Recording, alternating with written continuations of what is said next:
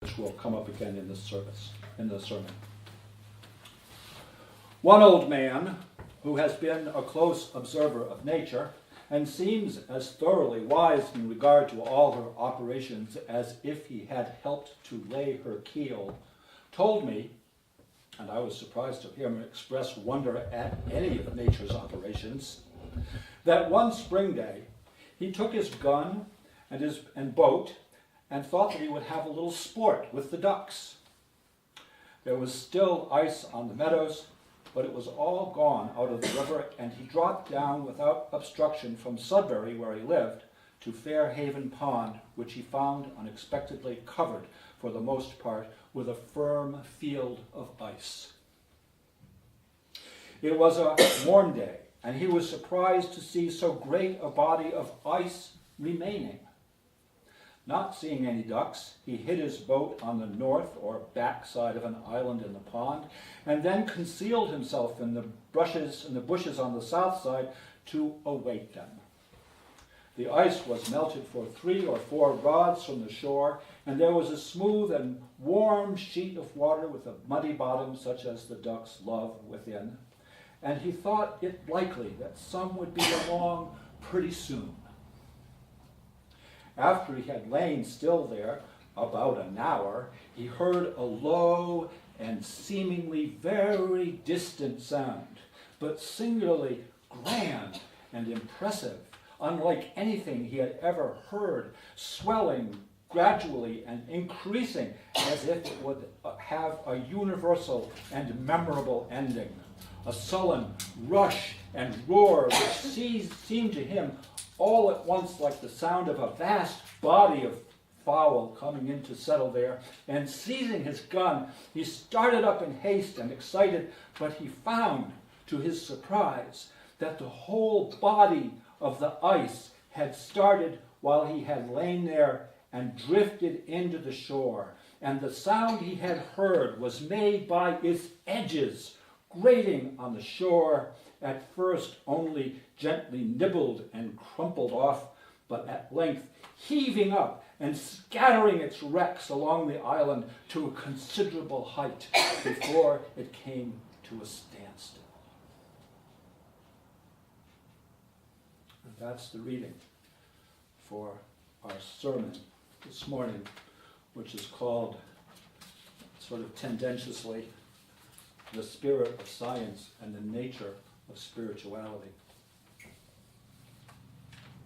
I'm going to clear the decks here a little bit. Try not to burn up my paperwork.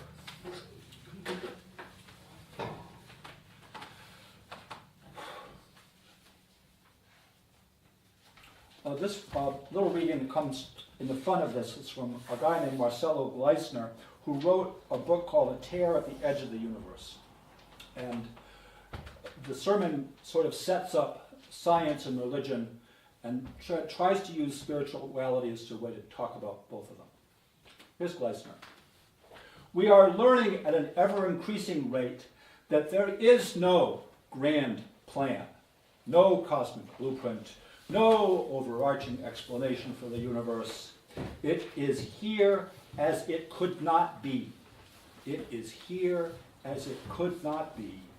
Cosmos that emerged from a bubble that accidentally has the ingredients to survive its own collapse and to promote, through the interaction among its material components, the increasing complexification of form that eventually led to living beings.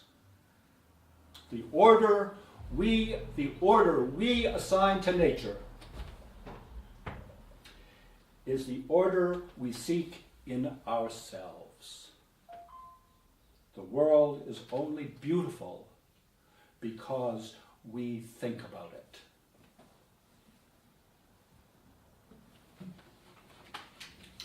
My topic this morning is an intentional mashup of science and religion.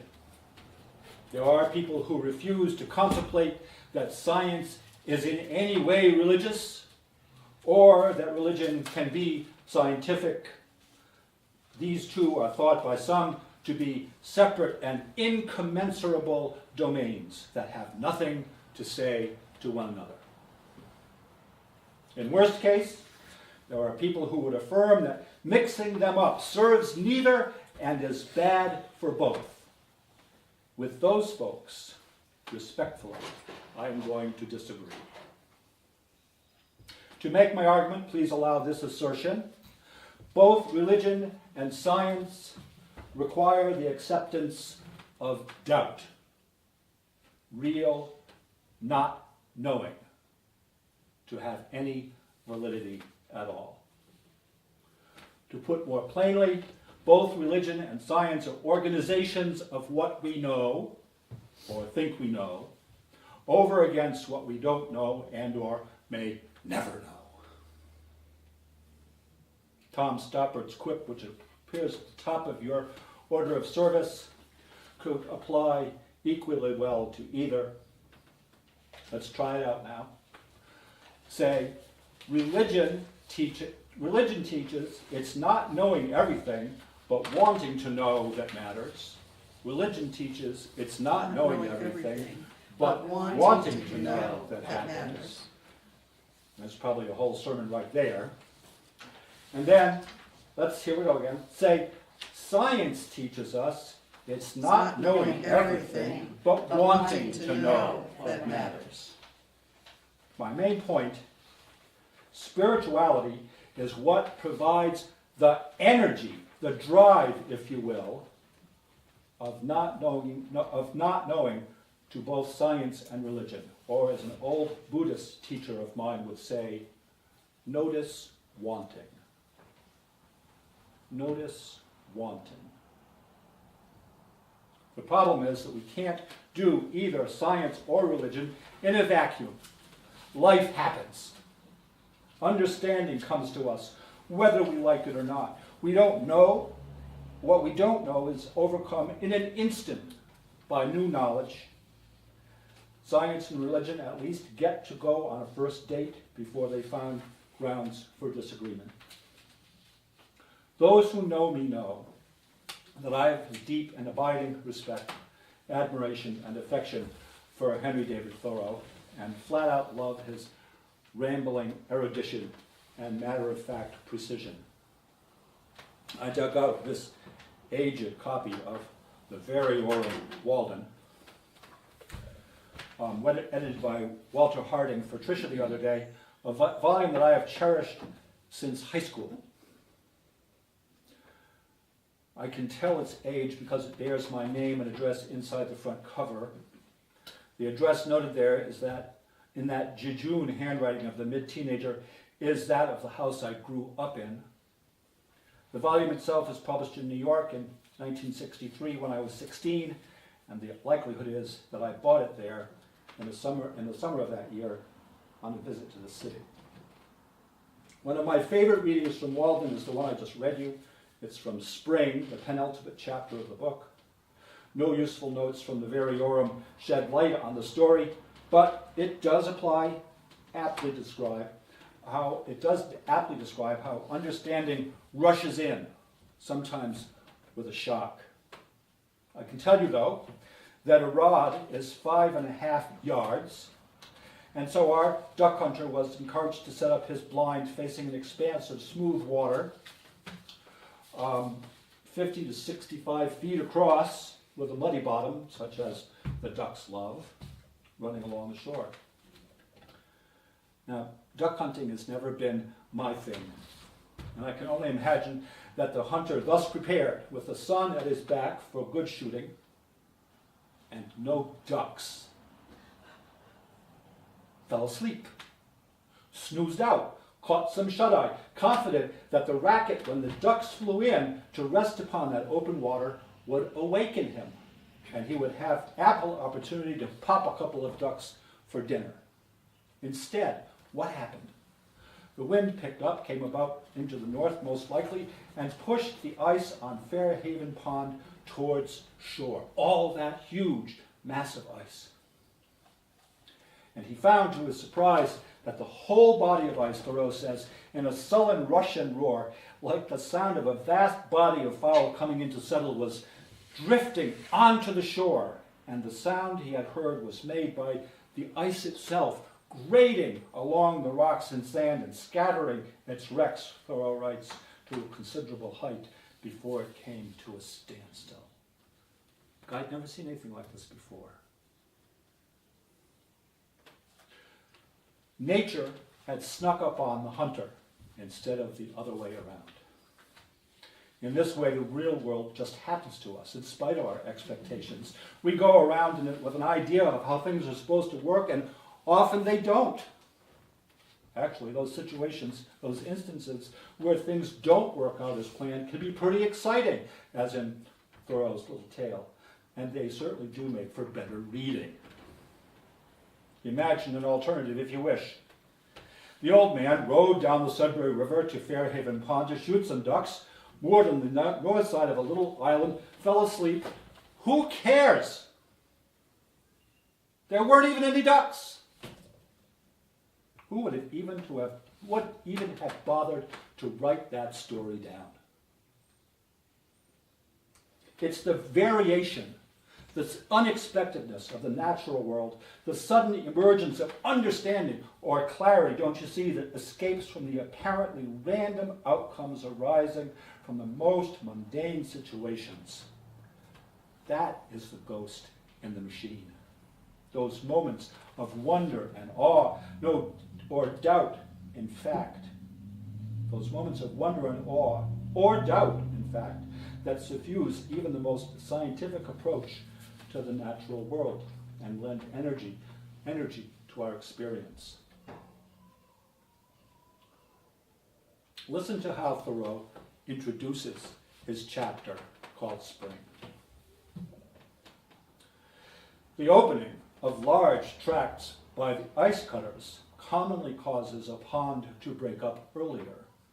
For the water, agitated by the wind, even in cold weather, wears away the surrounding ice. But such was not the effect on Walden that year, for she had soon got a new thick garment to take the place of the old.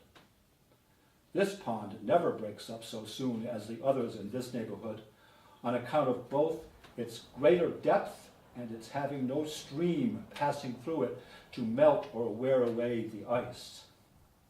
I never knew it to open in the course of a winter, not excepting that of '52, which gave the pond so severe a trial.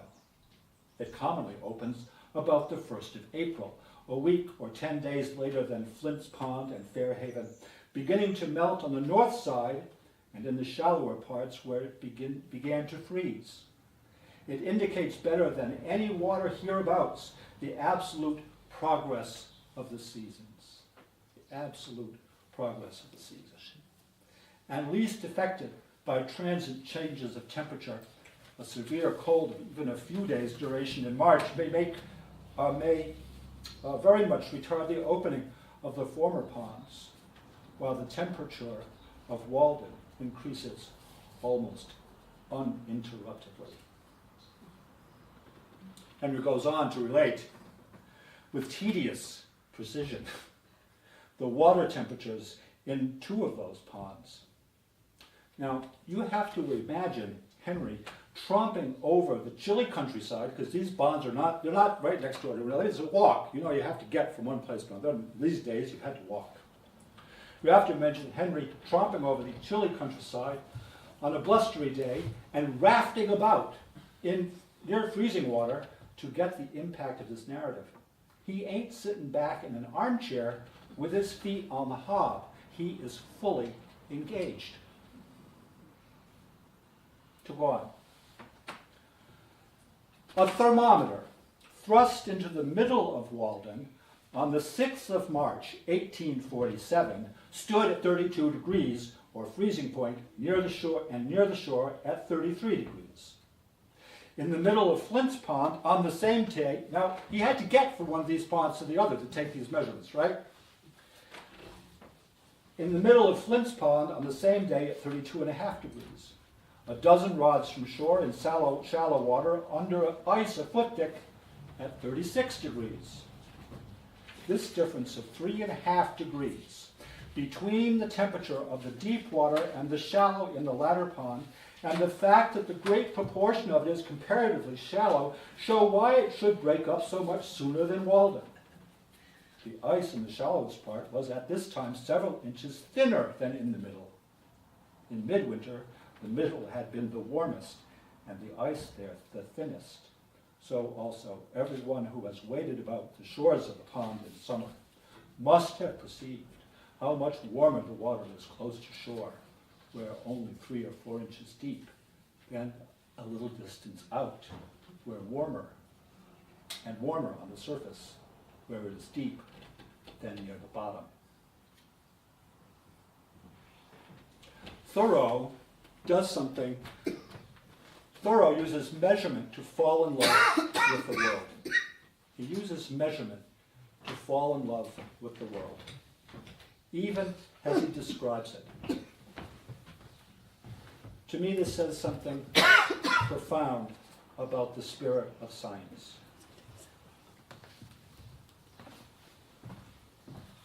Some things, no science will help you understand.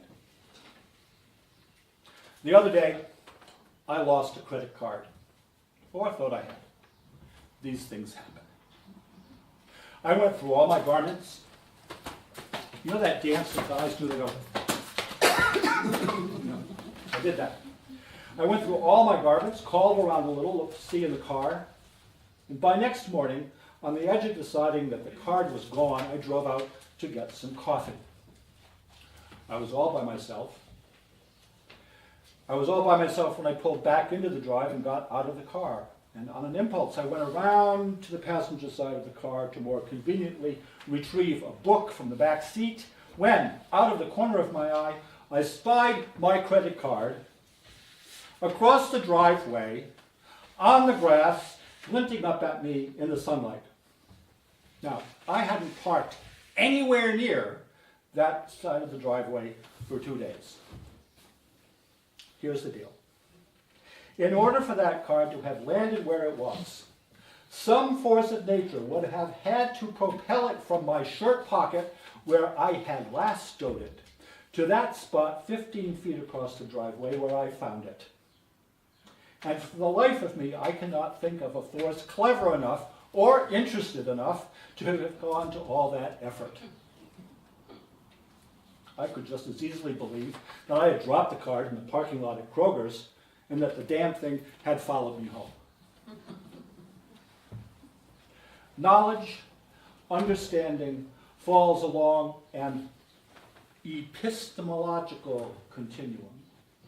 Epistemology being the study of knowledge. An arc of doubt and understanding spanning religion at one end and science at the other. To appreciate the grand scope of knowledge, we have to start with the little things. Go on from there. We may have to let the little things like the magic reappearing credit card inhabit the don't know place. They may have to inhabit the don't know place. Keep the door open to new understanding. Let the guest come in. Another of my early teachers was Alan Watts, who writes this. He says, through our eyes, the universe is perceiving itself. Through our ears, the universe is listening to its harmonies. We are the witness through which the universe becomes conscious of its own glory, of its own magnificence. Science and religion are nothing more than two ways of looking at things, two windows people look through, as Freeman Dyson puts it, trying to understand the big universe outside, trying to understand why we are here. Two windows which give different views, he says. But they look out at the same universe. Both views are one-sided, and neither is complete. Both leave out essential features of the real world. Both are worthy of respect. There's a tension here. There's a tension here. Our spiritual challenges, both to accept and care for, appreciate, even find comfort and happiness inside that incompleteness.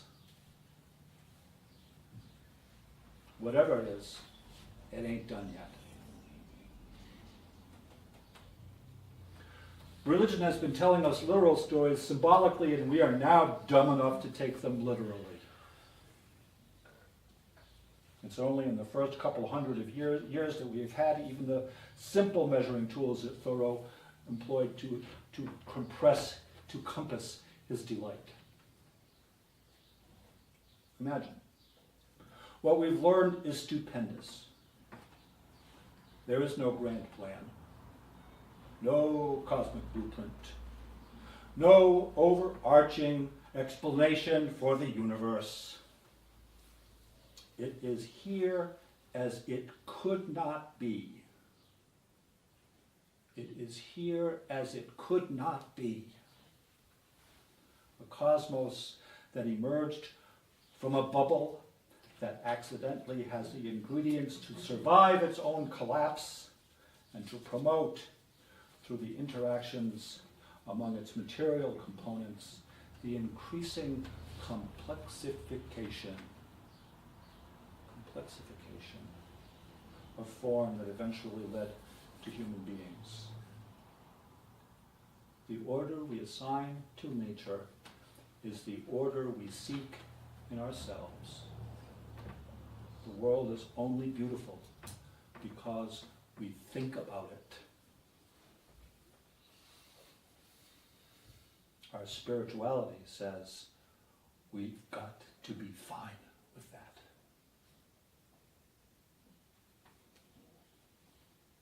Blessed be.